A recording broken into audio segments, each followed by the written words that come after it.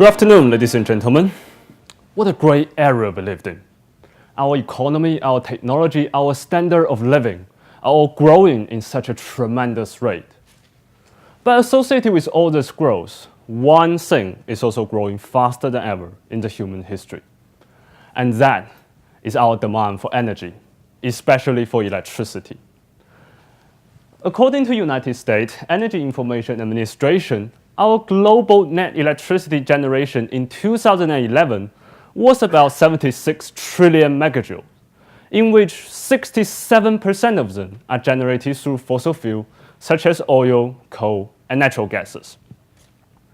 And with all this fossil fuel burned in power stations to support our economic growth and industry expansion, 32 gigatons of carbon dioxide was emitted into the atmosphere.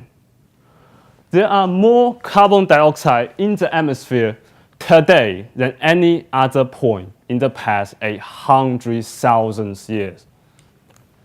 And all these greenhouse gases are rising the temperature and sea level right now as we speak. We humans are playing God. We are changing the climate of our own planet. But we are not making it better. We are making it worse. And this must be stopped. I know what you're thinking right now. Our nation has 75% of its total electricity generated through renewable energy, mainly hydro, associated with a small proportion of geothermal and wind power.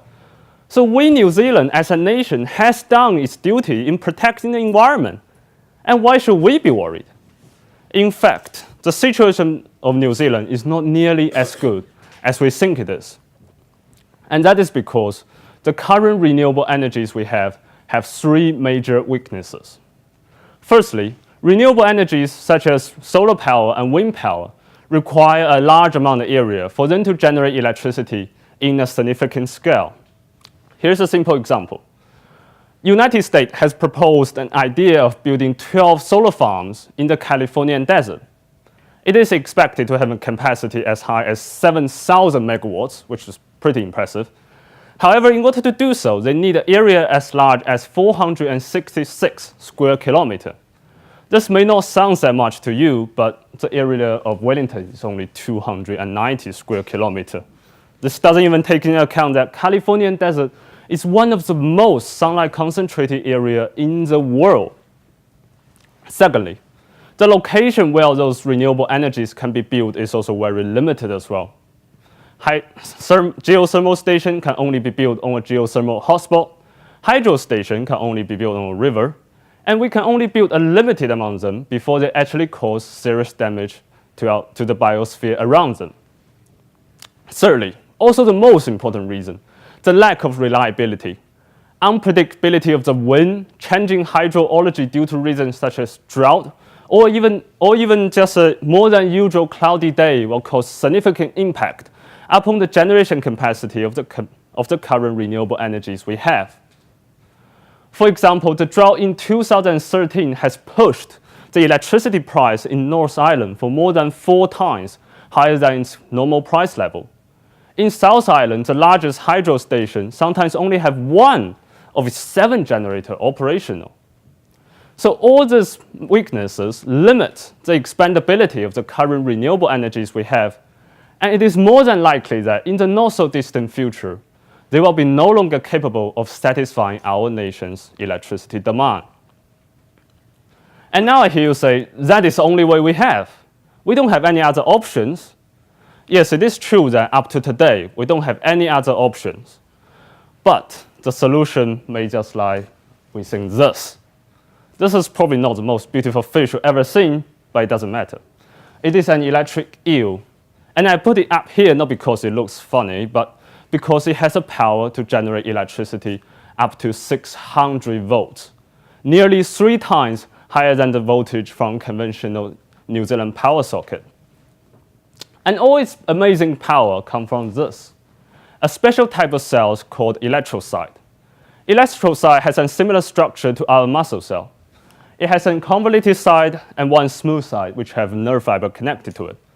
When electrocyte is not active, you are constantly pumping out positive charge ion, which will form a potential differences between inside and outside of the cells with a size of 0.085 volts, commonly known as the resting voltage. But this is not special. Most of the cells transfer nutrient in a similar way. What makes electrode site so unique is when you receive a command signal from the brain, you will actually open up the smooth side and the smooth side only, allowing positive charge ion to rush back into the cells, which create a temporary voltage on the smooth side with a size of 0.065 volts. And the convoluted side remains unchanged during the process, therefore gives the cells a combined voltage of 0.15 volts. And thousands of those cells connected in series to provide a voltage as high as 600 volts. And stacks of them also connected in parallel to provide sufficient enough energy to sustain the current flow. Now, here's my proposal. We are going to create a new type of electric generator called the bioelectric generator. It will use this electrode side as a power source.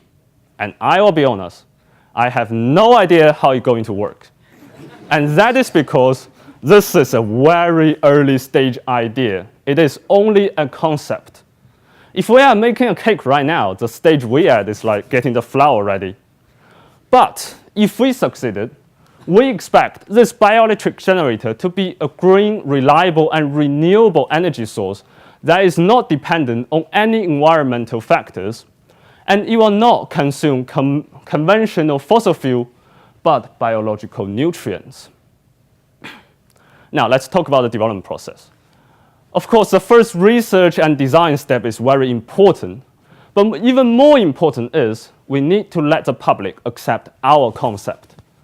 This is something that never been done in human history before, so we need to prove it to both the public and ourselves that this bioelectric generator will actually work outside of the lab. And in order to do so, we will firstly test it in a small scale, applying them on rural farmers or urban households.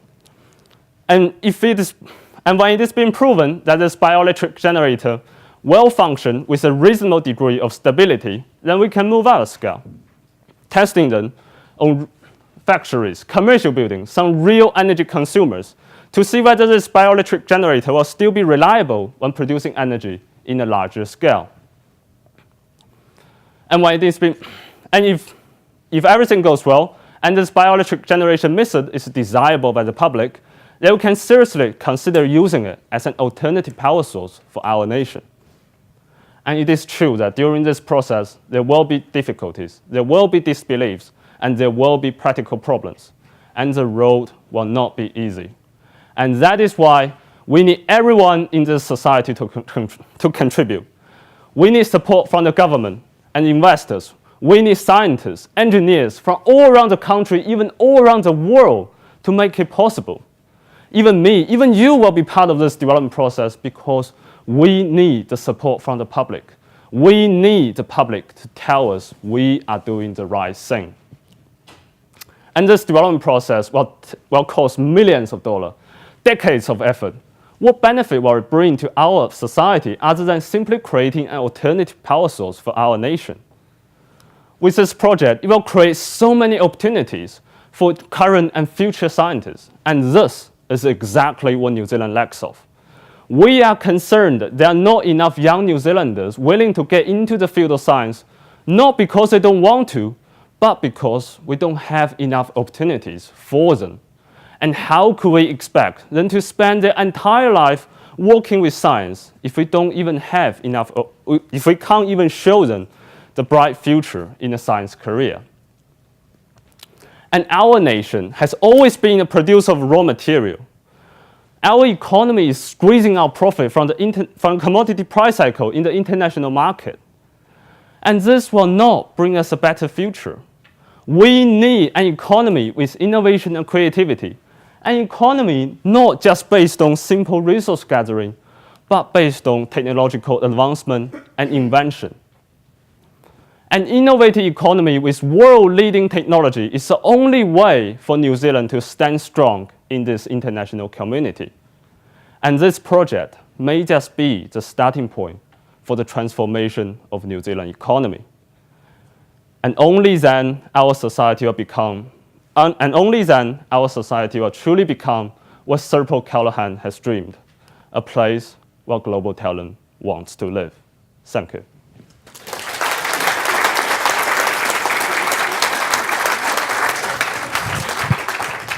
Well, Max Kemphell is going to ask you some questions now. Yeah. I hesitate to ask you any questions, Max, given that you told me you have no idea how it's going to work, but we'll give it a go. It's true, though. Do you know how that eel produces electricity? As I just explained, that's the way they produce electricity. With that cell? Yes. Muscle movement, is that involved at all? No, they just receive command signal from the brain, and then they open at the smooth side, and the ion rush in, and then you create current flow. Create potential differences, which cause the current flow. And so we get loads and loads of these cells from electric eels. I will be clarified that we are not going to cut open a whole bunch of electric eel and rip it out. Just checking. We are not going to do that. Okay, I can assure you that's inhumane. And currently, my thought is we probably can produce them through either cloning technology or some other biological technology. Of course, this is one of the major problems that we have to face. Right. So you've got to get the biology sorted out, then you've got to get the production of energy sorted out, then you've got to get the end user sorted out, because you're thinking who will use this energy, right? Well, the final goal is to be a replacement for our entire nation's energy. But, will be step to step. We will slowly progress to that purpose. Transportation is our big fossil fuel consumption. Would this help in transportation fuel? Well, certainly it could be. There is potential in it. I mean, we have electric cars. Certainly, we can use this type of things. The technical, as it advances, it will certainly reach that step if we actually get into this kind of things. Thank you. Thank you.